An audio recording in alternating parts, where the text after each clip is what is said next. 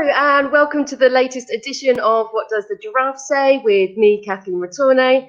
We are an organisation that aims to reconnect people in conservation by holding live interviews on social media. Today, I am delighted to be joined by Mike Veale, and he is the president and founder of Global Conservation Force. So, Mike, if I could just hand over to you, if you could tell us a little bit about your background and how the idea was born to start your organisation.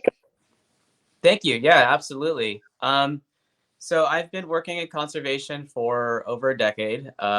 Living in Southern California and growing up here, there are a lot of different things to get into. So I actually was working a lot in the kind of wildlife rehab, wildlife care background for many years, volunteering with a lot of the local rescues and organizations.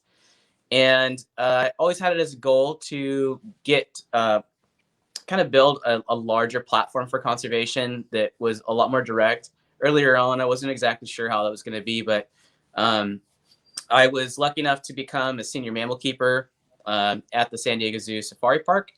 And there I had a lot of exposure to global experts in conservation, a lot of conferences, and worked on a lot of different projects. And during that time, I also became a ranger at a local reserve here in California at a lake. And so I kind of pieced that section together.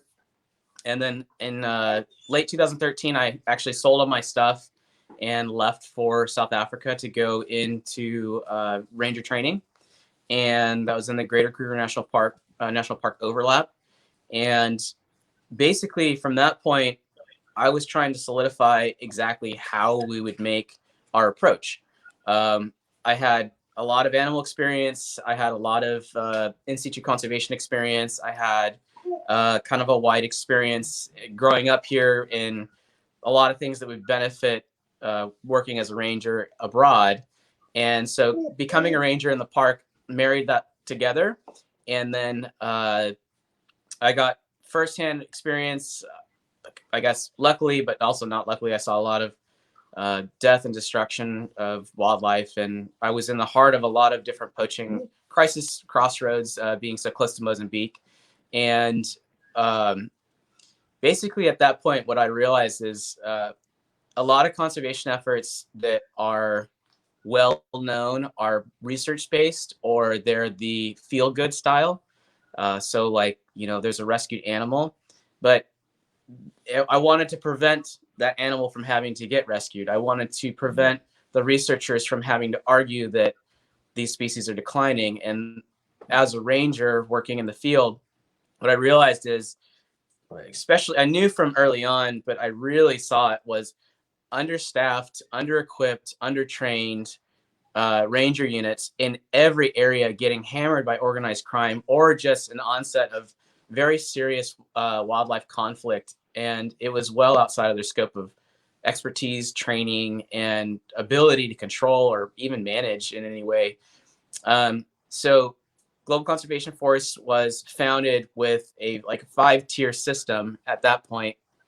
Originally, the campaign was Fight with Mike, which was just like me trialing everything, trying to make sense of it all before I put it all together as a nonprofit, because I really wanted to walk the pace of everything. And then at that point, we launched it as Antipoaching.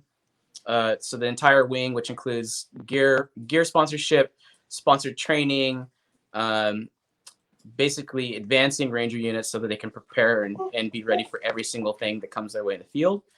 That includes canines and mounted units as well. And you can see my pup here in the background. And then we have a wildlife conservation branch, which that supports the researchers, the veterinarians, the rehab facilities, and works to kind of marry the two worlds so that they're a little more symbiotic. We have a wildlife trafficking division and investigation style work where we work a lot with multiple law enforcement bodies to get intel to them. And then we have a large education branch that's working in the field and here in the United States, and a lot of education outreach as much as we can. And then that kind of also pairs up with awareness.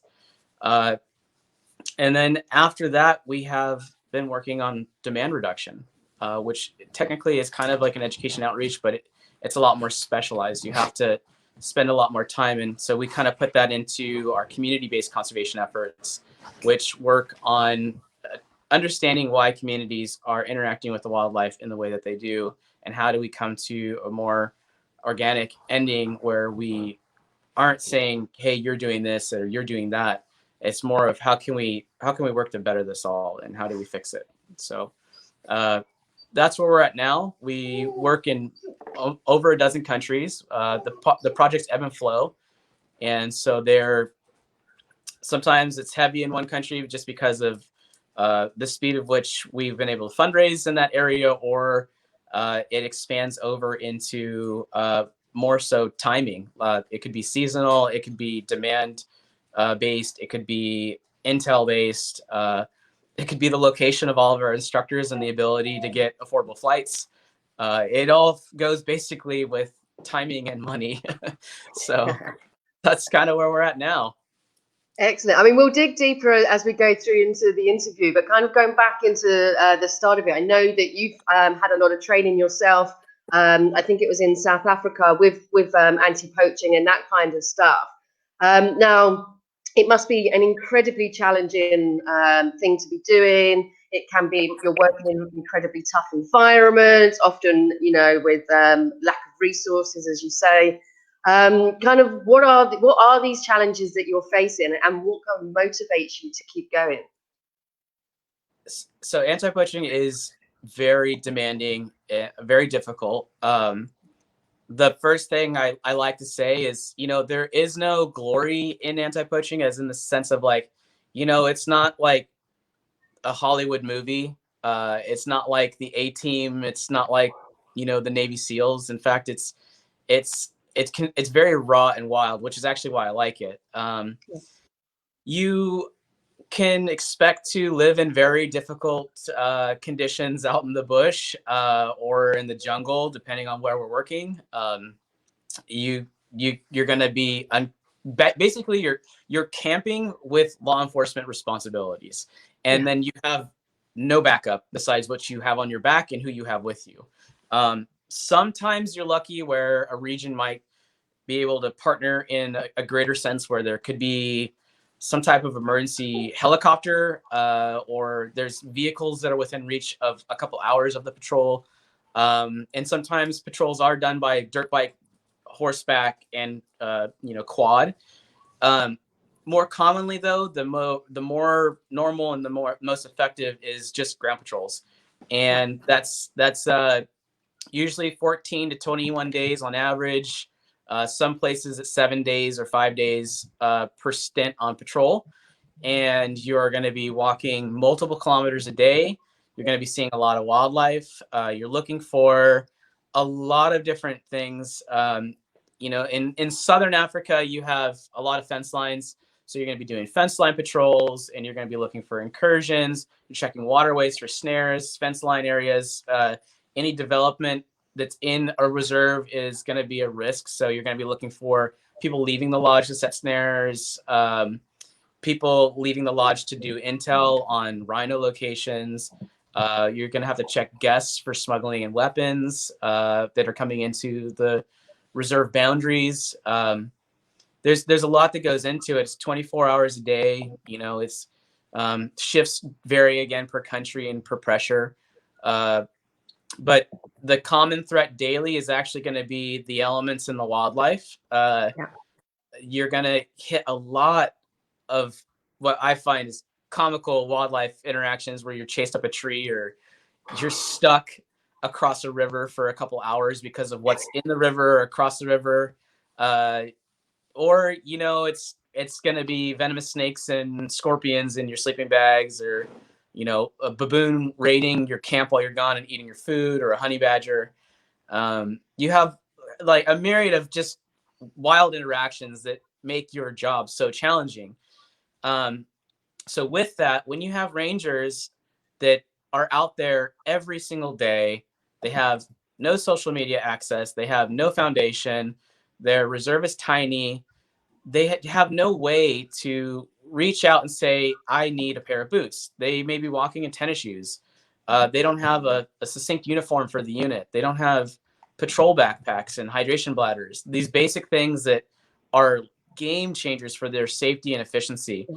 They don't have the training to, save their buddy if he gets bit by a black mamba or if he gets trampled by an elephant or a buffalo. And so that daily challenge is something that we build into all of our modules. And of course, then it comes to poachers. Poachers vary a lot.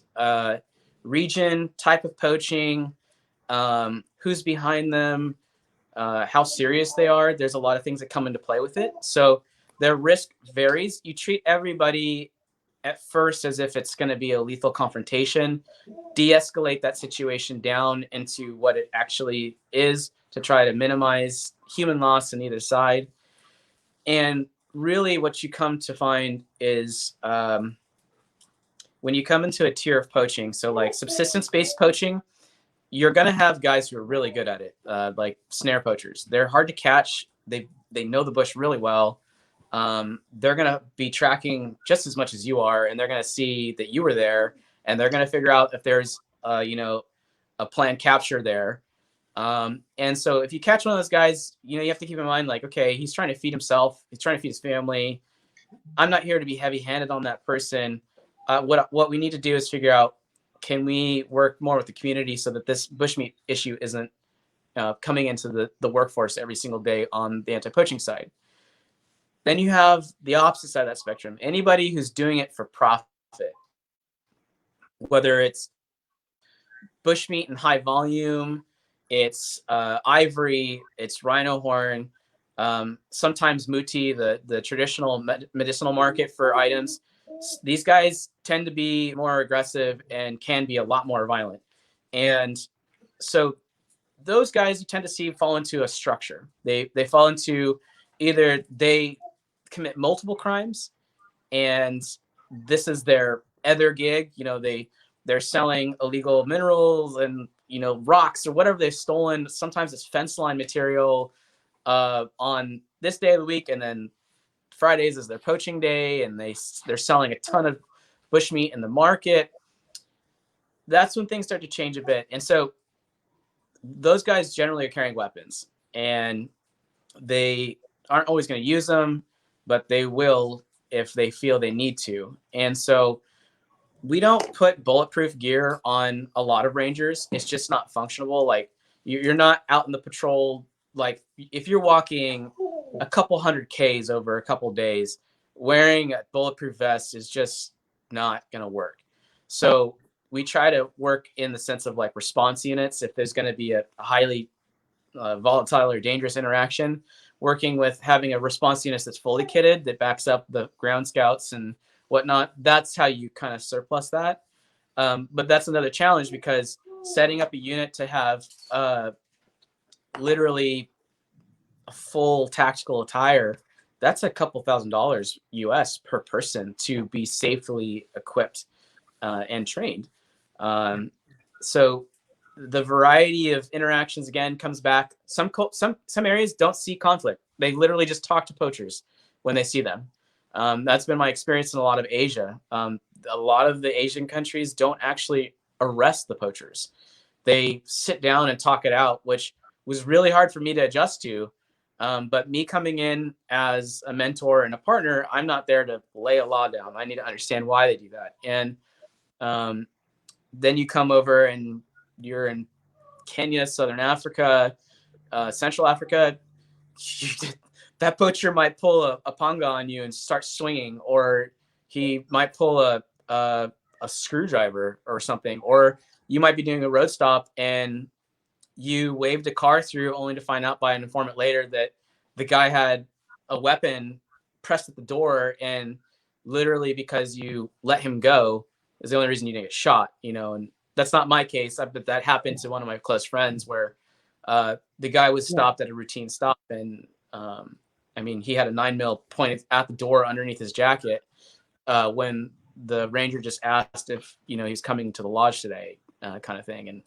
And it varies so much. So the challenge is you have to be ready for everything, but very level-headed and very comfortable in the wild setting. Oh, we got a question here. Have you found the majority For sure. are now seeing is due to lockdown? You know, what we've seen is a very interesting ebb and flow with the poaching pressures right now. So for a long time, the complete global lockdown locked up a lot of the really what we would call more advanced poachers, the guys working in the syndicate systems, because they couldn't smuggle as many rhino horn and pangolin and ivory loads across the actual provinces within these countries and or get them into an airport where there was hundreds of flights going. They got locked up for months, and so it backlogged everybody. And then there were actually a lot of busts happening because of that, because it gave us, us on the conservation side, more time to work with informants to figure out where the stash houses are and how it was all working. Bushmeat skyrocketed pretty much everywhere. And that's the subsistence side. Ecotourism is a major industry for keeping stability and employment for a lot of these African countries and Asian countries. And so when a lodge closes down because they have no guests and no income, that's a couple hundred people that are completely flatline. No government support, no financial support. They're going to turn to survival. And so that's where we saw a lot of that spiking. And I mean, I can relate. I understand. I mean, you're literally starving, and there's food on the other side of a fence line. I mean, what are you going to do? Yeah, I completely understand. It's a difficult one, isn't it? Because obviously you don't want the wildlife to get poached, but at the same time, you have to understand that these people are in a desperate measure and just want to look after their family at the end of the day. Yeah, they literally are trying to survive, and it's hard because, I mean, one of the things they did to us in ranger training is they just didn't give us enough food, and that made us so hungry when you're training that hard. And we got shorted on food multiple days and multiple times, and we had to cook our own stuff and carry our own stuff and plan our own rations and everything. And when you're out there and you're balancing the lessers of everything, the lesser evil of everything, you're like, okay, I understand. Like, there are literally thousands of impala out here. If one gets taken by a bushmeat guy who's starving, okay, I understand now. Yeah. They're, same thing with kudu and warthog and a lot of the species that they replenish fast in the ecosystem. And so, yeah, bushmeat it's one we have to approach with a lot more balance than, oh, this guy's a bad guy. Oh, throw him in jail. Oh, that kind of stuff. That doesn't solve anything. Yeah. That just turns him off to conservation.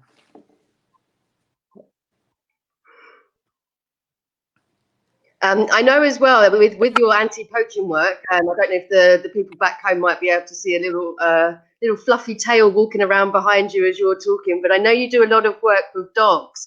Can you talk to us a little bit about that program and how that works?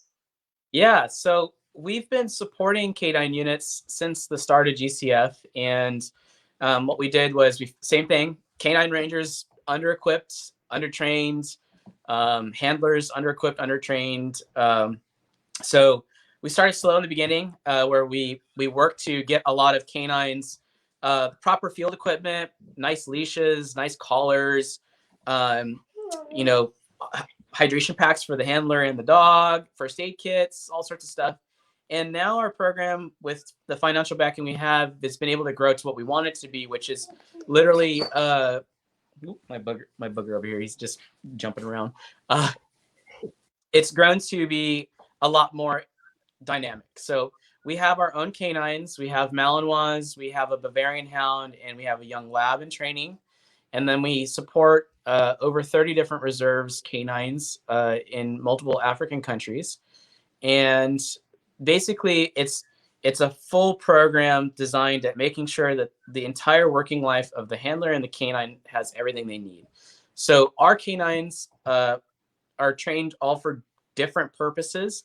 You work to the special kind of attributes of the breed and the individual preferences that the canines themselves have. And so that breaks down to, so like Thor on the screen right now, he is an amazing tracking hound. He is smaller than a bloodhound, a lot more heat robust, and has a lot less issues than a bloodhound would in general. He's extremely fast as well. So he's actually finishing up his training right now. We're on the fence of, do we put him in the field where he can do man tracking because he's so good at it, or do we put him somewhere that has high volume cold scent tracking, which is something that's, you know, older, like inspecting vehicles that are coming through, because his nose is just, that's his life. So he lives on that side. So we're looking at that. He's imprinted for pangolin and working on a couple other different key scent factors. Whereas our Malinois, they're more of a dual purpose. They're trained for suspect apprehension. Some of them aren't big enough to do that, so they're also doing tracking and trailing and scent detection, so they can scan vehicles as they come into a reserve. They can be put on the track of a poacher, or they can, some of them are actually going to be working on wildlife surveys as well, so they can help researchers and vets find African painted dogs, and also find pangolin or whatever else is in the region, a rhino, for example. So the dogs are a massive, massive tool and partner in conservation. They help us be more efficient and effective every single time we're out on patrol. They boost morale and they boost safety. And they help a lot with a big issue, especially in Southern Africa, with ranger retention. You know, each reserve is like an island nation in a sense if they're not working together. And the resources of one is better than another. And so you'll find that rangers hop jobs a lot. And so ranger retention comes into a couple things: morale, how the units run, how active it is, what kind of gear they have, their pay. And a lot of rangers who go through canine programs, which we've now provided several handlers with their government certification, DHL handling, their dog handler's license. They stay around a lot longer. And so, because they have a counterpart and they love working with them and patrolling with them. And it's just like our horses as well. It's the same kind of thing. But the canines really are a special part of anti-poaching. They can help save your life and save lives of others. They're a non-lethal approach to suspect apprehension. It's not pleasant getting bit by a canine, but it's a lot better to walk away, especially if that person's wielding a weapon. So yeah, they're definitely one of my favorite avenues. I've spent a lot of time with at least my Malinois here at home.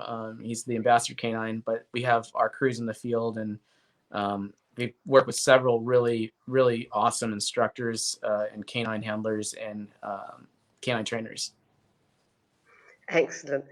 So flipping slightly from the supply side of the work that you do, and then kind of going towards more of the, trying to tackle the demand. I know that you guys do a lot of work in Vietnam with the communities there, with the younger generation and that kind of thing. Can you talk us through a little bit about this project and if you're seeing any changes in attitude? Yeah. So there's a quote that kind of resonates with me from our mounted unit instructor, and she always says, if only we could have started 10 years earlier, we wouldn't be arresting the poachers at this age in the bush now. And it's so true, because we've seen it in both continents. We've seen it in Africa and in Asia. Obviously, when you engage a community and there's good mentorship and support and a positive infrastructure with conservation activities, you're going to have youth leaders rise out and they become champions within their own communities. And so for a long time, we were working on how to best do that in Asia. There are a lot of projects, but the projects only can reach as far as you can, right? I mean, financially and or physically. So we wanted to work more so in Vietnam, because there are a lot of projects going on in China, and there's a handful in Vietnam.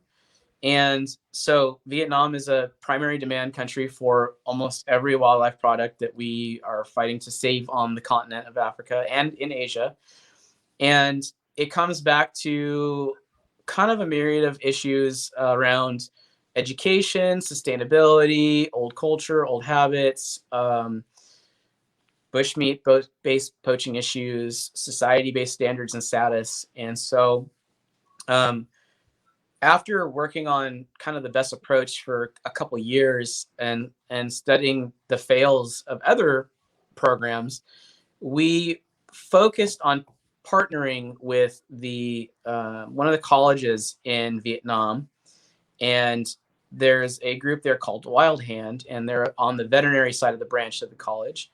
And they had been looking to do this kind of conservation education program, and they live there, they know the culture, they speak the languages, and they first came up and we started talking about how many could we approach and where to best approach, and we landed on basically the schools of the children who are from the families who are wealthy enough to pull in the demand products. So students who are in the heart of Hanoi, Vietnam, whose family members are most likely in the financial demographic to buy pangolin, rhino horn, ivory, shark fin soup, bear bile, I mean, you name it, the list goes on. And create a long education program, not a weekend course, not an hour course, a 3-month long course that's fully immersive in the actual schools, so that these students go through each week's module focused on ecology, environmental science, local wildlife, habitats. They go on field trips, and they are playing games and doing artwork based on each species per catalog per module. And what we've seen now, so this is the second full year on it. Not only are there more kids in the program, there are kids from the last program who are out doing their own projects and their own things in the national parks and in the cities now. And there are all of these baton runners in the city of Hanoi that are the exponential growth of the projects. So these students are pledging to not do wildlife, product, or they're not working on anything that's going to be damaging to the environment. And they're creating their own causes, and they're changing the landscape of the community and the issues throughout multiple parts of Vietnam. And so it's been exciting to see it, because it really kind of fell into the parameters that we'd hoped it would be. I mean, we are not going to be around forever. We need to invest in the future of wildlife. And so we have to work as smart as we can to hit the now, tomorrow, and the 20-year mark. And these education programs are really dynamic with that. Our education outreach coordinator, Lauren Lee, she spent a lot of time refining the project with them. Being veterinary students or science students, it was really science heavy. And so she has a master's degree in wildlife conservation, and she's done a lot of interpretive education stuff. So she helped it be fun and appropriate for different age brackets, and then helped them break it into modules. And then they went back and forth. And so she was over there and worked with the Wild Hand team, which is the GCF partnership on that. And we call this the Wild Warriors Project.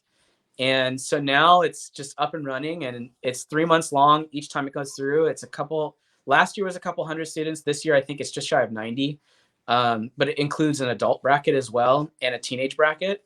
Last year was primary schools. And so what's exciting is, and also troubling, we didn't have the finances to make it big enough to reach the audience that wanted to participate this year. And we also want to make sure it stays within quality realm, right? We don't want to let it get too big. But it's exciting because there's a huge shift culturally in that, and they're all so excited to be a part of it. And there's now, there's a couple hundred young up and coming youth leaders in multiple backgrounds of science and conservation and education that are looking to help save wildlife at home and stop the things that are harming them abroad. And so it's cool to see it. And education is another one of those things in conservation that's not flashy, and it's not going to pull in a 1,000 likes or anything like that, but it's so critical. It's so critical. And so yeah, I look forward to being able to go over myself. I've always been on patrol when these modules come up, and I've always had to split my time between patrol and fundraising and running the nonprofit. But I look forward to spending some time in Hanoi next year for the program, and visit the national park rangers as well, which we have set up to work alongside in Quoc Phuong National Park. So it'll be cool. And also, kind of feeding on quite nicely, actually, from that is I know that you guys do a lot of work, not just in Vietnam, but in all the other countries that you work in as well, with the local communities.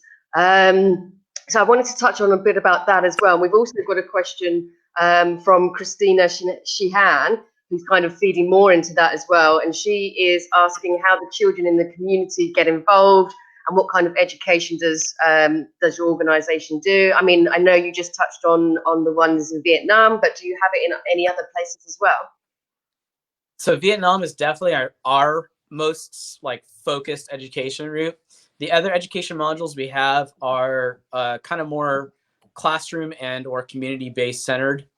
So in Indonesia, we have a partnership with a school. It's close to Ujung Kulon National Park, where the Javan rhinos are. And it's a rhino module. It's a week long. Lauren Lee also made that course.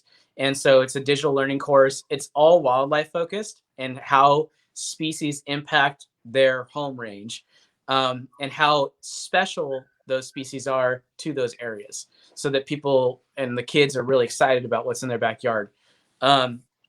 In Southern Africa, primarily it's focused around conservation and wildlife. It's a combination of two. So it can be, so in the past it was about sustainable foods and sustainable electricity, and then understanding the wildlife and knowing the wildlife. And if you look at this picture that's up right now, none of those kids have seen, at that point when I was teaching that class, wild rhinos. And that's a problem. Yeah. They live literally outside of the Kruger National Park. So with the module where we started, that's with our partnership at Nourish in South Africa. What we were doing there is we were working with them on just some fun activities for the kids. So we play soccer, and then we did a solar lantern project, and we did a sustainable food project. And we were talking about wildlife conservation, and that's what I'm doing right there, actually. And then those kids, we funded multiple game drives for those kids to go out into the bush and spend a day learning about the wild animals in the wild. And then they went to a wildlife center. And so that's kind of what we've picked up now, is making it exciting and fun, and then helping them and helping our community-based partnerships set them up for conservation jobs later.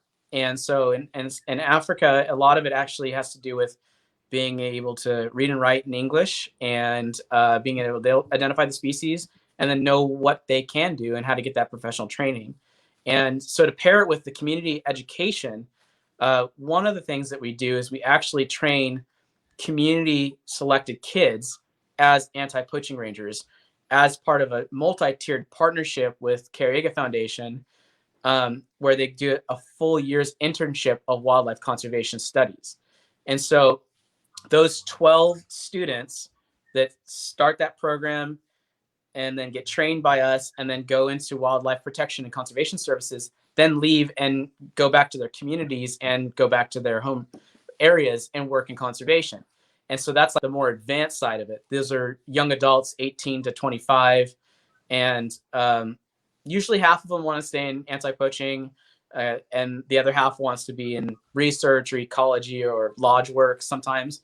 But it's really, again, about investing in those young professionals, or those young to-be professionals, so that they can work and be another foot in the door, because a lot of them just haven't had the chance or don't have the resources, but they want to. And there's actually, from 2 years ago, our course that we did with Cariega Foundation, there was a young man named Lutondo who would walk to the front gate of Cariega every day to ask if he could volunteer because he wanted to be in conservation. So naturally, when the course came through, that was our inaugural course with Cariega Foundation. We pulled him on board. Not only did he passed the course with flying colors. He got hired into the national park system with the certification process that we provided and the training. And he took that national park in southern South Africa to their first arrest. And then was just crazy excited. Unfortunately, because of how COVID hit everybody, he lost his job only a couple months into 2020. But then we picked him up on payroll and placed him back in Cariega on duty. And so he just is back in the cycle of everything. And he is one of the proudest young men in the industry that we've seen, because he did everything he could to volunteer. He got trained by us. He took on a job, and he does want to go back to the national parks because he loves that specific national park so much. But I mean, he's a tried and true champion, and he's actually a symbol of hope in his home village and region, and everybody really respects him and looks up to him as a ranger. So he's always kind of telling us these stories of like, oh yeah, today I took the young kids on a hike or something like that, or and it changes the entire scope of community and conservation engagement with just backing them with education and resources. Yeah, what an incredible story. I absolutely love that. You kind of touched on it before, and I know we mentioned it earlier when with Stacey's comment about the COVID situation. But how is it impacting your work? Is it meaning that is it harder for you to get the funds now? Are you finding it's a difficult environment? And what can people back home do to support you? It has been a terrible year. It's a balance of, we've been lucky to still be able to run our core projects. And I think for me, the struggle is there's so much to do. I'm always trying to expand it and create another module and duplicate and expand. This year we got hit really hard in funding. And then also just safety and travel wise, a lot of us got locked into place. And so normally, for example, at this point of the year, we would have trained between 200 and 400 rangers in field first aid and self-defense. That course module did not run at all this year because our primary instructors, one from the US, one from Australia, got locked in place. And then we also didn't have the funding to do it. And so the risk and reward wasn't there. Our canine projects coordinator was actually locked abroad for 9 months, that ended up being a blessing in disguise. She was totally safe, and she was in a perfect region. She was with our teams and our partners. But she ended up picking up and moving a ton of equipment that we had set for multiple modules and gear sponsorships. That said, we're backlogged. We have a lot of gear from the first quarter of 2020 that never made it across or never made it to and from. We had shipments from the UK, Canada, and the United States that were supposed to go across.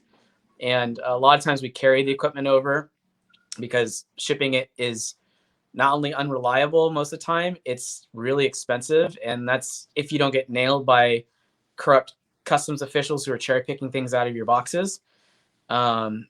So what we were lucky with this year, though, is we were able to host a small version of our annual gala. And we were able to run an awesome campaign partnered with Coyote Peterson. And Coyote Peterson basically saved us for the year for our flatline costs. We were able to fund the entire salary for our Cariega partnership team from early this year all the way through the end of 2021.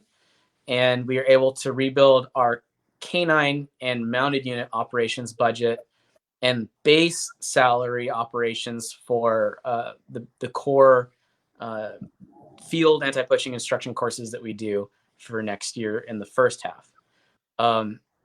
That said, we still took a major nosedive, and it's hard to lose progress when you know how bad it is. I guess is kind of the take home on this is it's not easy to fundraise virtually. You have a short attention span for folks, and there's a lot of things out there, and it's been a hard year for everybody, and so it's understandable that the donations haven't been coming in like normal. The ways to help are actually really easy. Follow us on social media. Anything you buy on our online store supports us. Of course, you can donate directly to any of our efforts that you like. And there's specific tabs per type of cause, broken down per species of cause that we have, and canine and mounted, and community. As well as you can shop on Amazon Smile and support us. You can throw a birthday fundraiser for us on Facebook. Really, honestly, anything helps. We're able to push a lot of different avenues really far forward with really minimal effort. Just kind of even just liking and sharing posts. I mean, that goes far for us too, because the way that the algorithms work and engagement works on social media, I mean, you get 10 people to like and comment, and all of a sudden your profile raises and more people are seeing it. So those are the simple ways to get involved. Of course, if you have a professional skill set, you don't have to be a conservationist to help conservation. We always need help from graphic artists. Sometimes we need help from business professionals, corporate sponsorships. If your company's looking to pair with a nonprofit for a cause, the list goes on. You don't. It's not like you cash out like $20 and hand it to a rhino to save a species. There's like this entire working log from the nonprofit business side all the way to the field side, and photographers, ambassadors, you name it. We can always use the help. Okay. Well, I've only got one more question left, and then we'll see if there's any questions back home. If you've got a question that you would like to put towards us, then please just put it in the comments below and on Facebook, and we'll be able to put that to right for you. If you're watching this and it's not live, you're watching this a little bit later on, and you still want to ask a question, do still put your question in the comments, and either Mike or myself will respond to you. So, Mike, you've been working in the industry for a little bit now. Is there anything now that you've learned that you wish you'd known at the start, and what advice would you give to those starting out now? It's a good question. Honestly, I learn something new every week. There's always something new. Honestly, for me, I've just gotten over time better at marketing and hosting the events, and that really helps. And then the technology that's advanced really in the last 10 years has really made it a lot easier to stay connected and be on top of the business aspects. But what I would recommend for somebody coming into the industry is always take the time to learn something from another conservation professional. Ask questions, shut your mouth, hang in there. There's so many really wise people in the industry who have started something and failed. Don't be afraid of failure. I've failed plenty of times on plenty of different things. It sucks, but I mean, you just got to push forward. Try in our industry. One of the things that's hard is a lot of the details we work are either sensitive for the species location or the name of a ranger or that. But even with that, transparency as much as possible, that helps. Those kind of things. Explaining what you're doing is always good as well, because a lot of times a picture doesn't represent the entire story, and even a video can't highlight the entire story. But I guess repetitive messaging, kind of breaking it down into layers, helps people. Because I mean, if you're sitting at home and you're like, oh, there's a rhino picture, like the little bit of educational content in there, that helps. If we can elevate the standard conservation education across the globe, every single time we post, we can elevate that advancing education, and that leads to involvement because somebody's interest gets sparked. Those are kind of the things for me. I mean, I've been lucky to work with so many awesome people over the years, and we have incredible partnerships with just amazing people in multiple sides of the industry. And it's the one thing that I come to terms with every single time is we literally learn something from each other every single time we hang out, talk, work on a project, and or trying to revamp or revisit something. And just open ears. That's the thing. Try to hold on to open ears the entire time. I've got some questions coming through now, actually, for you. So we've got a question here from Robert Sheehan, and he's asking, how do horses assist with boots on the ground? It's pretty cool. The horses are another huge asset. We have helped start multiple mounted units, and then we have our own core mounted unit. They work in pretty much the same way across each area. They can cover ground more quietly and faster than you can on foot patrols. And they don't require a fuel budget like a vehicle or insurance or, bust tires. You are at risk with wildlife depending on what you're patrolling on. But the horses are much like the dogs, that they work in the morale factor, the efficiency and the effectiveness of the unit.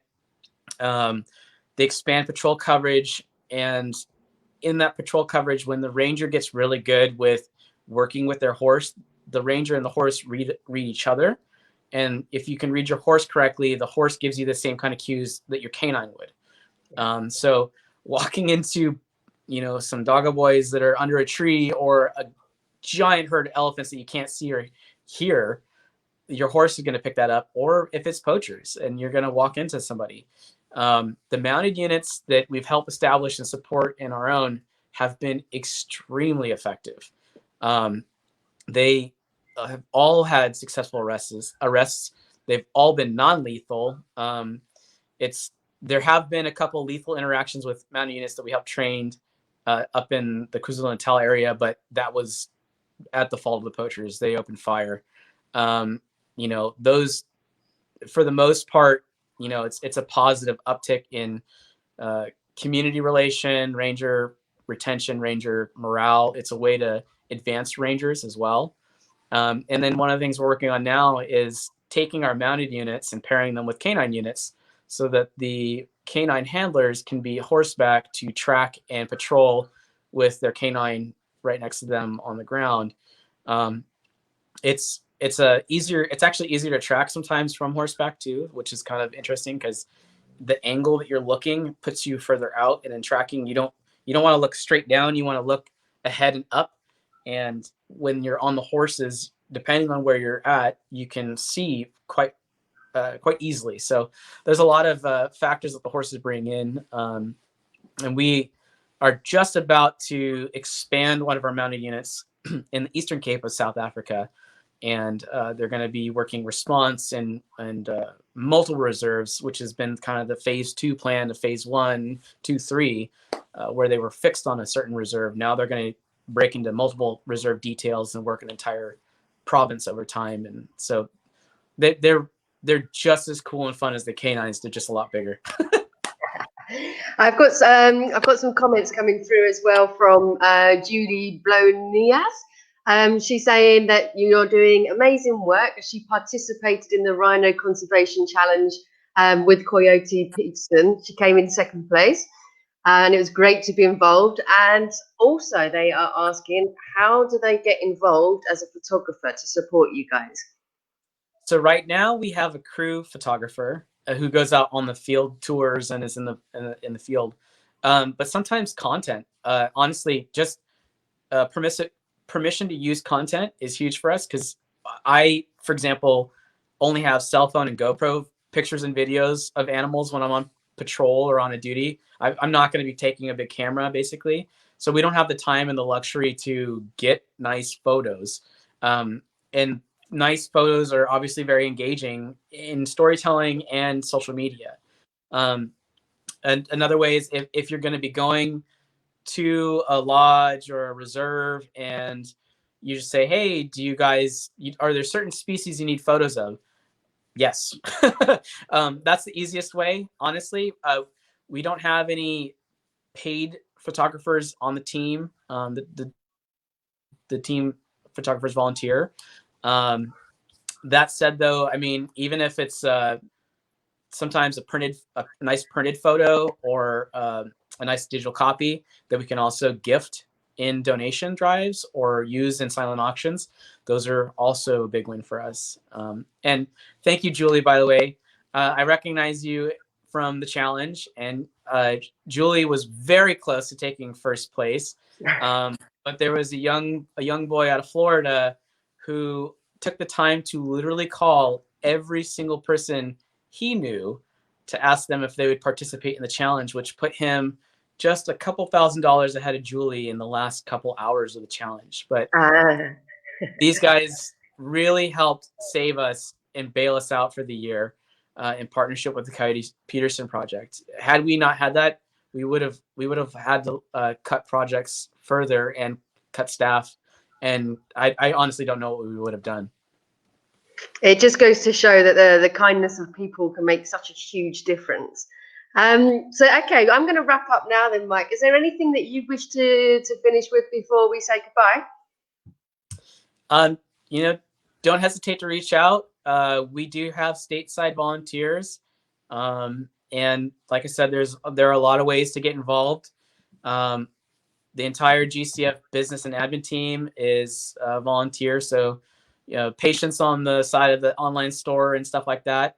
I myself am just about to go onto salary for the first time with GCF, which is going to be a big move. But we'll try to get back to you as we can and help connect you to whatnot. And then for people that are looking to volunteer in the field, we have created 3 versions of hands-on volunteering in conservation efforts. So we have a program that partners with working with our canines, and we have a mounted unit volunteer program that works the mounted unit and different aspects of hands-on conservation, works with the community stuff. And then we have like an all-around eco tour, eco adventure that does all of kind of a visit of all of those, but also participates in wildlife procedures, and the trip itself funds an entire project. So if you guys are looking for something like that, that's another way to get involved once the world reopens. Excellent. Okay, well, thank you so much for coming on the show today. Really appreciate it. And thank you for everyone watching back home. Please like, comment, and share away, because the more people who get to see it, the more awareness we can spread of this incredible work. And if you want to find any more conservation interviews, then please go onto my website on Facebook, which is @WhatDoesTheGiraffeSayMedia, and you can see lots of interviews of very inspiring people. But for me, thank you very much, everyone, for tuning in, and enjoy the rest of your day. Thanks for having me.